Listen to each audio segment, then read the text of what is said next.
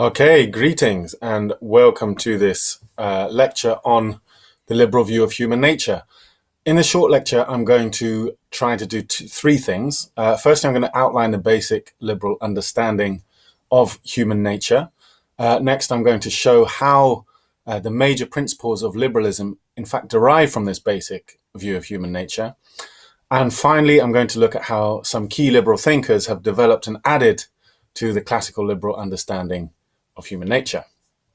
So to begin with, how do liberals view human nature? Well, liberals have traditionally viewed humans as both rational and self-interested. This is a view rooted in the philosophical tradition known as the Enlightenment, which came to prominence in 18th century Europe and was based on the premise that the world has a rational structure which could be disclosed through the application of human reason and critical inquiry. This view is known as rationalism and is at the heart of both the Enlightenment and the liberalism which it spawned. So this basic understanding of human nature, that people are basically driven, they're rational and they're driven by self-interest, really underlies all the major principles of classical liberalism: individual freedom, constitutionalism, tolerance, and free market economics.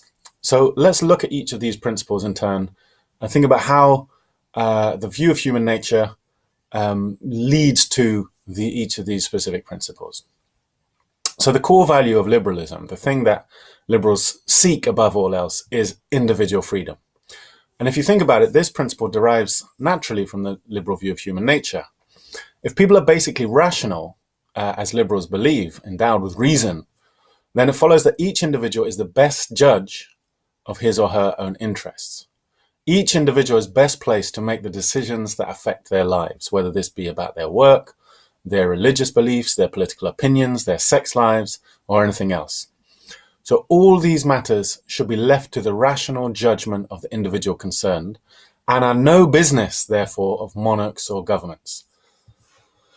So liberals, therefore, make a distinction between the public sphere, which includes all matters in which governments are entitled to legislate, such as defense of the nation, upholding personal security, or maintaining a criminal justice system, and the private sphere, matters which should be left to the individual to decide, such as religion, intellectual life, sexuality, and in which the government has no right to interfere.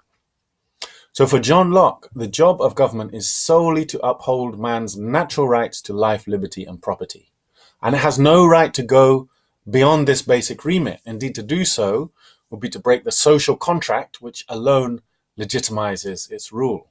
And the people subjected to such a government, Locke argued, could legitimately take up arms to overthrow it.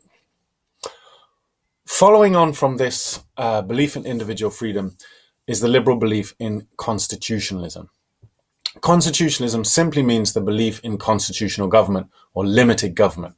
That is, a government bound by a constitution.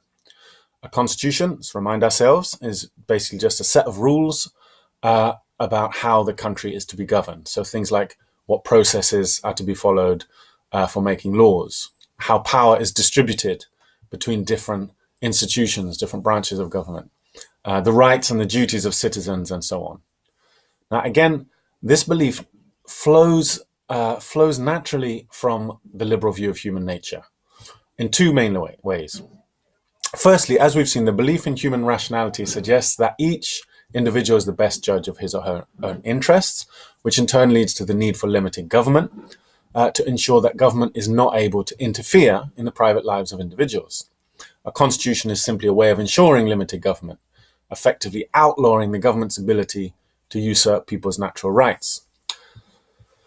But secondly, if people are self-interested, this of course includes rulers, prime ministers, presidents, monarchs, and so on as well. If people are naturally self-interested, as liberals believe, then those in positions of power will naturally seek to use their power to further their own self-interest. Thus, for liberals, there's an inbuilt natural tendency for people to abuse political power, illustrated neatly by the liberal Lord Acton's comment that power corrupts and absolute power corrupts absolutely. For liberals, then, the solution is to limit the power of rulers with a constitution. A constitution prevents absolute rule and curtails the ability of rulers to use their powers for self-serving ends. But the point relevant to us here is that this view of constitutionalism derives naturally, you can derive it from the liberal view of human nature. If people are self-interested, then rulers are self-interested, then they're naturally likely to abuse their power. They need to be reined in. There needs to be some rules limiting the way that they use their power. A third liberal principle, which derives from the liberal view of human nature, is tolerance. If people are all individuals, society will naturally be what liberals call pluralistic. That is, people have different beliefs and will make different lifestyle choices. You have a number of different types of lifestyle, types of value system, and so on operating. That's what we mean by pluralism. And now, if we wish our own individual preferences to be respected, then we must also respect the individual preferences of others, however much we may disagree with them. Now, in defense of this view of tolerance, J.S. Mill formulated what became known as the harm principle, that the only actions the government has a right to ban are those which harm other people, actions which Mill referred to as other regarding actions, because they regard other people, have impacts on other people. Actions which were only self-regarding, which only impacted oneself, should always be allowed.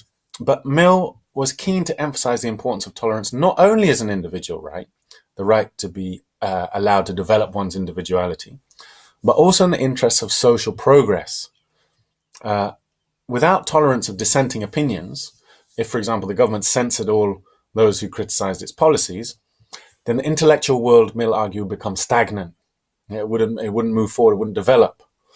It's only, he said, through the process of rational debate between conflicting ideas that society evolves and moves forward.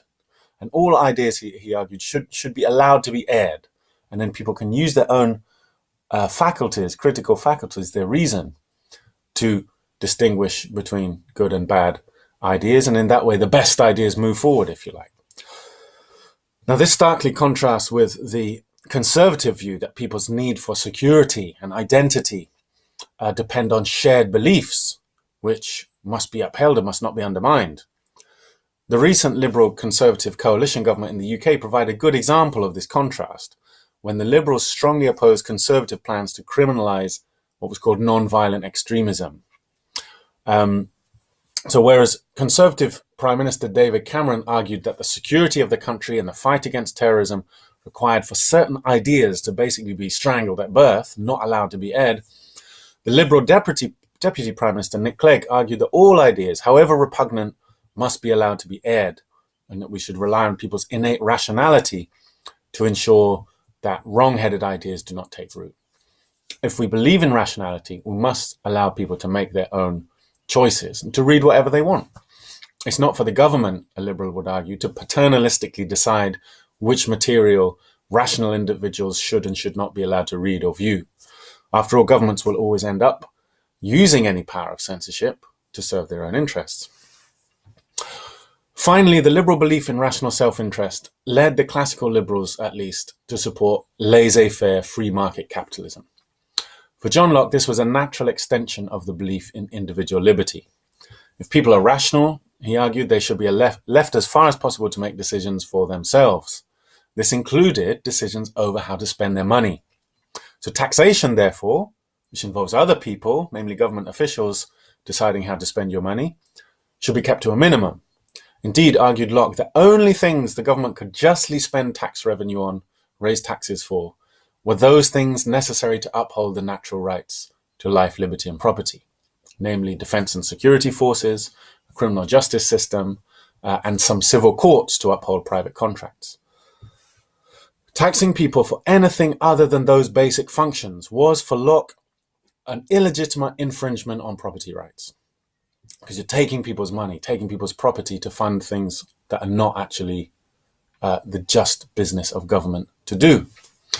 Milton Friedman, the godfather of neoliberalism, which was heavily influenced by classical liberalism, argued that because people are driven by rational self-interest, they're likely to put the most care into economic decisions that involve spending their own money on things for themselves.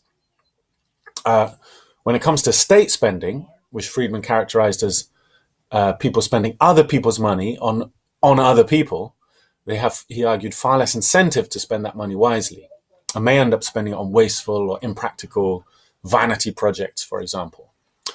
Now, because of this, he argued the most rational form of economy was the one that arose naturally from people being freed up as much as possible to take financial decisions for themselves. In other words, paying as little tax as possible and being left, therefore, with maximum individual choice over what provisions they want to make for themselves. So Friedman even argues that the financing of things like education and healthcare should, as far as possible, be left to the individual rather than the state. And that, he would argue, means you get better quality education, better quality healthcare, because people will be spending their own money on it. Therefore, they'll be demanding the best service, there'll be competition between the different providers, and so on.